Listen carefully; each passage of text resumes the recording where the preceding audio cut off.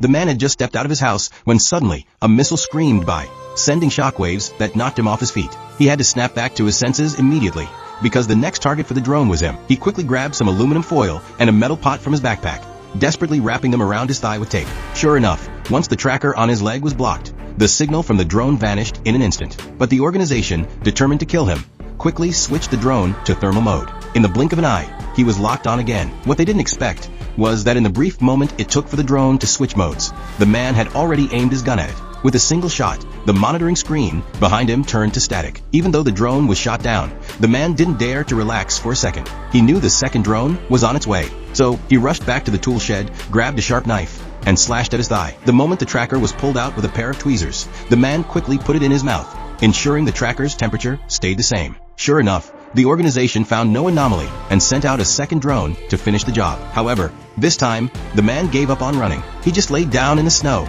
ready to die. As if that wasn't enough, he pulled out a warm piece of cloth and laid it on the ground. The next second, a pack of hungry wolves was drawn in by the scent of blood. When the lead wolf saw the man offering himself up, its mouth practically watered. Seeing this, the man yelled loudly to try and scare them off, but instead, he only enraged the alpha. In the blink of an eye, the man's fear turned into sharp focus, because he knew the wolf had taken the bait. The moment the alpha lunged, he pulled the trigger.